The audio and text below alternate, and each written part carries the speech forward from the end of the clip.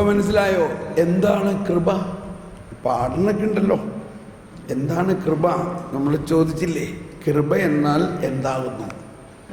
അതിലൊരു നിർവചനമായിട്ടൊന്ന് പറഞ്ഞ് നിന്നുകൊണ്ട് തന്നെ ഒന്ന് പറയും. എന്താണ് കൃപ? കൃപ എന്നാൽ എന്താകുന്നു? പറയൂ. അർഹതയില്ലാത്ത എന്താ ദാനം. എന്തെന്നാ ദാനത്തിൻ്റെ അകത്ത്? സ്നേഹം. അയ്യോ, സാവധാനം വരുന്നുണ്ട്. അപ്പോൾ സ്നേഹം എന്ന് പറഞ്ഞാൽ എന്താ? പിന്നെ കൃപ എന്നാൽ എന്താകുന്നു? ദൈവത്തോട് ദൈവാത്മാവും മനുഷ്യാത്മാവും ഒന്നാകുന്നതാണ് കൃപ. Praise the Lord. കുറച്ചുകൂടി കൃത്യമായി പറഞ്ഞാൽ ദൈവീകത.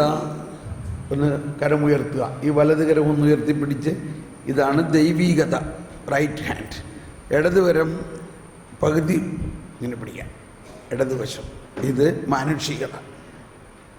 ദൈവീകത ഇതാണ്. സ്വർഗത്തിൽ നിന്ന് ദൈവീകത മനുഷ്യനിലേക്ക് വന്ന് ദൈവീകത മാനുഷികതയിൽ ലയിക്കുന്നതിനെ കൃപയെന്ന് പറയുന്നു. എല്ലാവരും ഒന്ന് ഇങ്ങനെ കാണിച്ച്. ദൈവീകത മാനുഷികതയിൽ ലയിക്കുന്നതിനെ കൃപയെന്ന് പറയുന്നു. ഒന്ന് ഉച്ചത്തിൽ പറഞ്ഞ്.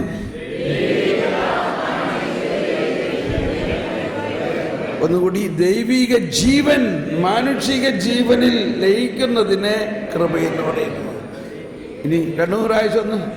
ദൈവീകത കൃപ. ഒന്നുകൂടി. ദൈവീകത മാനുഷികതയിൽ ലയിച്ച് കഴിയുമ്പോൾ എന്ത് സംഭവിക്കുന്നു? മാനുഷികത എന്തായിത്തീരുന്നു? ദൈവികതയായിത്തീരുന്നു. ഇതാണ് സാരാംശം. അങ്ങയുടെ ദൈവിക ജീവനിൽ ഞങ്ങളെ പങ്കാളികളാക്കാൻ അങ്ങ് ഞങ്ങളുടെ മനുഷ്യ സ്വഭാവം സ്വീകരിച്ചു. കേട്ടോ, അതാണ് കൃപ. അങ്ങയുടെ ദൈവിക ജീവനിൽ നമ്മളെ പങ്കാളിയാക്കാൻ എന്തു ചെയ്തു? മനുഷ്യനാണോ മുൻകൈ എടുത്തത്? ദൈവം. എന്തു ചെയ്തു? ദൈവം മനുഷ്യനായി അവതരിച്ചു. അതാണ് യേശുക്രിസ്തുവിന്റെ കൃപയും പിതാവായ ദൈവത്തിന്റെ സ്നേഹവും പരിശുദ്ധാത്മാവിന്റെ സംസർഗവും നാം എല്ലാവരോടും കൂടി. ഈ കൃപയെക്കുറിച്ചാണ് യേശുവിന് 1000-ലധികം വർഷം മുമ്പ് ഈ സങ്കീർത്തനത്തിൽ പറയുന്നത് മുഴുവനും. ഇതിൽ പറയുന്നത് മുഴുവനും യേശുവിലൂടെ വരാനിരിക്കുന്ന കൃപയെക്കുറിച്ച്. മനുഷ്യൻ്റെ പാപം അവന് സ്വയം അകറ്റാൻ സാധിക്കുകയില്ല. അതാണ് ഒരു കൊടുങ്കാറ്റ് പോലെയാണ് പാപം. എന്താണ് പാപം? കൊടുങ്കാറ്റ് പോലെ എന്ന് പറഞ്ഞാൽ അത് നൈമിഷികമാണ്. കൊടുങ്കാറ്റ് ഒരു സ്ഥലത്ത് ഇങ്ങനെ നിലനിൽക്കില്ല. അത് ഊതും, അതിശക്തിയായിട്ട് ഊതും, പക്ഷേ പോകും. അത് പോകും. അതാണ് കൊടുങ്കാറ്റിൻ്റെ ഒരു ഗുണം. കൊടുങ്കാറ്റിൻ്റെ ഗുണമുണ്ട്. കൊടുങ്കാറ്റിൻ്റെ ഗുണം എന്താ? അത് നിലനിൽപ്പില്ല. അപ്പോൾ അത് കടന്നു പോകുവോളം, കൊടുങ്കാറ്റ് കടന്നു പോകുമോ നിലനിൽക്കുമോ? കടന്നു പോകും. അപ്പോൾ കടന്നു പോകുവോളം നമ്മൾ എന്ത് ചെയ്യും? ഞാൻ അങ്ങയുടെ ചിറകിൻ കീഴിൽ ശരണം പ്രാപിക്കുന്നു. അങ്ങയുടെ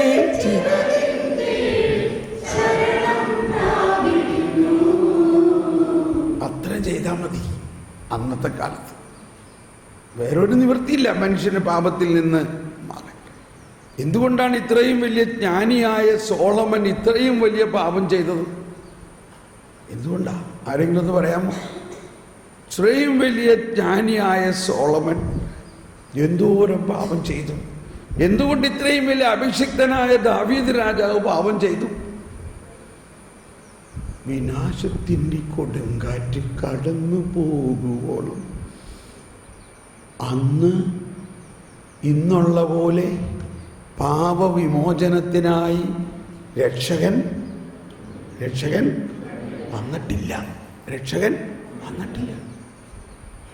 രക്ഷകൻ വരാതെ എങ്ങനെ പാപം മോചിക്കും? രക്ഷകൻ വരാതെ എങ്ങനെ മനുഷ്യന് പാപത്തിന് ആശ്വാസം കിട്ടും? അതാണ് പഴയ നിയമത്തിൽ ഒരുപാട് വലിയ അഭിഷിക്തർ പാപം ചെയ്തു എന്ന് പറഞ്ഞുകൊണ്ട് അവരെ കുറ്റം പറഞ്ഞിട്ടൊരു കാര്യമില്ല. രക്ഷകൻ വന്നിട്ടില്ല.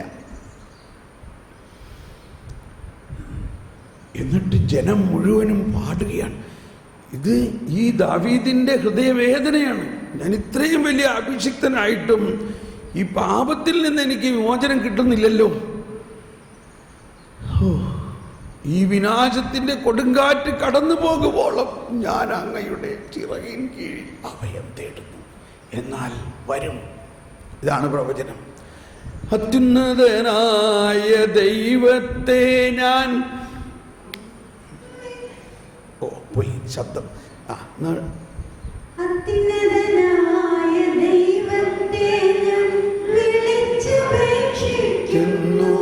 കണ്ടോ? അത്യുന്നതനായ ദൈവത്തെ ഞാൻ വിളിച്ചപേക്ഷിക്കുന്നു. വേറെ ഒരു വിധത്തിലും ഈ പാപത്തിൽ നിന്ന് എനിക്ക് വിമോചനമില്ല. എന്തോരം നാൾ വിളിച്ചപേക്ഷിച്ചു. എനിക്ക് വേണ്ടി എല്ലാം ചെയ്തു തരുന്ന ദൈവത്തെ കണ്ടോ? എനിക്ക് വേണ്ടി എന്ത് ചെയ്തു തരും? എനിക്ക് വേണ്ടി എല്ലാം. ഒന്ന് രണ്ട് കരങ്ങളും വിടർത്തി ഒന്ന് പറഞ്ഞ്, എനിക്ക് വേണ്ടി എല്ലാം ചെയ്തു തരും. ഒന്നുകൂടി എല്ലാവരും, എനിക്ക് വേണ്ടി, പൂർണ്ണ ബോധ്യത്തോടെ എനിക്ക് വേണ്ടി എല്ലാം. അവിടുന്ന് സ്വർഗത്തിൽ നിന്ന് കണ്ടോ സഹായമായ ചെന്നെ രക്ഷിക്കും. കണ്ടോ?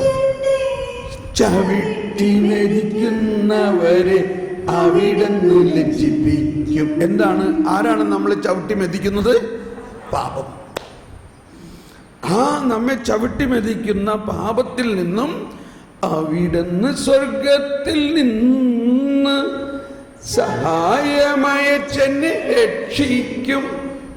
നീ ചവിട്ടി മെതിക്കുന്നവരെ അവിടുന്ന് ലജ്ജിപ്പിക്കും.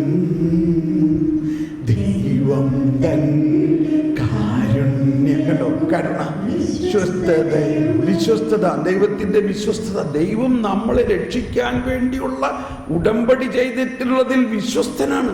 ആ ഉടമ്പടിയിൽ നിന്ന് ദൈവത്തിന് തന്നെ അകറ്റാൻ സാധ്യമല്ല. കരുണ, മറ്റൊന്നെന്താണ്? വിശ്വസ്തത. എന്നിട്ട് പിന്നെ പാടുകയാണ്, ഈ അവിടുത്തെ കാരുണ്യം ആകാശത്തിന് മേൽ ഉയർന്നു നിൽക്കുന്നു.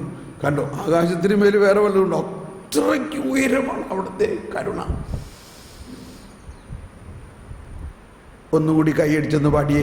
എന്നോട് കൃപയുണ്ടാകണമേ, എന്നോട് കൃപ തോന്നണമേ, എന്നോട് കൃപയുണ്ടാകണമേ, എന്നോട് ആത്മാർത്ഥമായിട്ട് ഞാൻ തേടുന്ന വിനാശത്തിൻ്റെ കൊടുങ്കാറ്റ് കടന്നു പോകുമ്പോഴും ഞാൻ അങ്ങയുടെ ചിറകിൻ കീഴിൽ ശരണം പ്രാപിക്കുന്നു.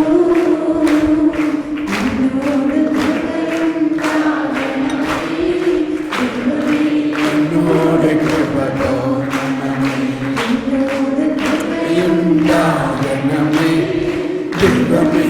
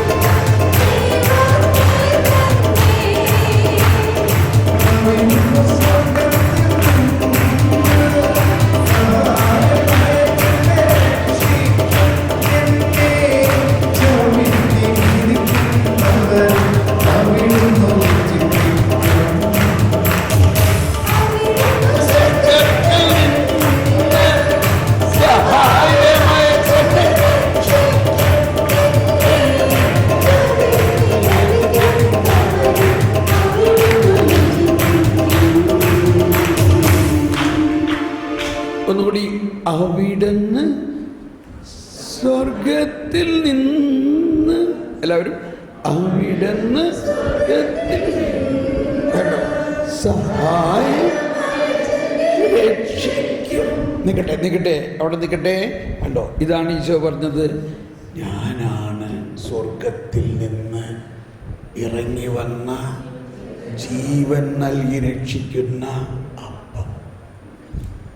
കണ്ടോ, ഞാനാണ് സ്വർഗത്തിൽ നിന്ന് ഇറങ്ങി വന്ന അപ്പം, ജീവൻ നൽകും.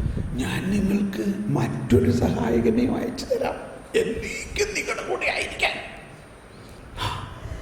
അവിടുന്ന് സ്വർഗത്തിൽ നിന്ന് സഹായമയച്ചെന്നെ രക്ഷിക്കും. Price the Lord. ഇപ്പൊ കണ്ടോ, ഈ സങ്കീർത്തനത്തിൽ മുഴുവനും ഈശോയിലൂടെ വരുന്ന കൃപയെക്കുറിച്ചും ആ കൃപയുടെ പ്രവർത്തനത്തെക്കുറിച്ചുമാണ്. Praise the Lord. നമുക്കിരിക്കാം.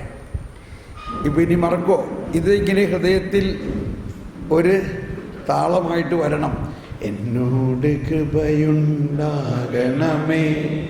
ദൈവമേ, എന്നോട് കൃപ തോന്നണമേ. ഇത്രയും മതി. സങ്കീർത്തനം മാത്രമല്ല, ഇതിനകത്ത് മുഴുവനും പുതിയ നിയമം അടങ്ങിയിരിക്കുന്നു. Price the Lord. ഞാൻ സുഖമായിട്ട് കിടന്നങ്ങ് ഉറങ്ങി, നിങ്ങൾ പാട്ടും പാടി. നമുക്ക് രാത്രി വീണ്ടും പ്രാർത്ഥിക്കണ്ടേ? പ്രാർത്ഥിക്കണ്ട? ഓക്കെ. ഇപ്പം നമ്മൾ ഈ കുറേ കാര്യങ്ങളൊക്കെ ഇങ്ങനെ പറയാനുണ്ടെങ്കിലും ഇതെല്ലാം ശരിക്കും അകത്ത് കയറുന്നുണ്ടോ? എങ്ങനെ അറിയാം ഇത് കയറിയോ ഇല്ലെന്ന്? അപ്പോൾ അതെന്തോരകത്ത് കയറി എന്നുള്ള കാര്യം അടുത്തിരിക്കുന്ന ആളോടൊന്ന് പറയാമോ എന്ന് പറഞ്ഞാൽ, ഈ ഇന്നലെ മുതൽ ഇന്ന് വരെ കേട്ട കാര്യങ്ങളിൽ ഒരു നിമിഷം ഒന്ന് കണ്ണടച്ച് ഇങ്ങനെ പ്രാർത്ഥിക്കാം. എന്നിൽ വസിക്കുന്ന പരിശുദ്ധാത്മാവേ, മൗനമായി പ്രാർത്ഥിച്ചാൽ മതി. എന്നിൽ വസിക്കുന്ന പരിശുദ്ധാത്മാവേ, ഈ ദിവസങ്ങളിൽ ഇന്നലെ മുതൽ കേട്ട ഈ ക്ലാസ്സുകളിലെല്ലാം ഒരുപാട് കാര്യങ്ങൾ കേട്ടു. അതിലെന്നെ ഏറ്റവും സ്പർശിച്ച ഏതാനും കാര്യങ്ങൾ പരിശുദ്ധാത്മാവെ ഓർമ്മയിലേക്ക് കൊണ്ടുവരണേ. ഒന്ന് ചിന്തിക്കും. ഇന്നലെ വൈകുന്നേരത്തെ കുർബാനയിൽ, അതിനുശേഷമുള്ള ക്ലാസ്സുകളിൽ, രാത്രി ആരാധനയിൽ, പ്രഭാത പ്രാർത്ഥനയിൽ, രാവിലെ മുതലുള്ള ക്ലാസ്സുകളിൽ എന്താണ് നമ്മളെ കൂടുതൽ സ്വാധീനിച്ചത്? വ്യക്തിപരമായും നമ്മുടെ ജീവിതത്തിലും നമ്മൾ പല പ്രാവശ്യം കേട്ട വചനങ്ങളാണെങ്കിലും ചില പുതിയ ഉൾക്കാഴ്ച കിട്ടിയോ? കർത്താവേ, നന്ദി പറയണം. ഓക്കെ, ഇനി ആ ആശയങ്ങൾ ഒരു 3-4 പോയിന്റ് അടുത്തിരിക്കുന്ന ആളുമായിട്ട് പങ്കുവയ്ക്കുക. Please start.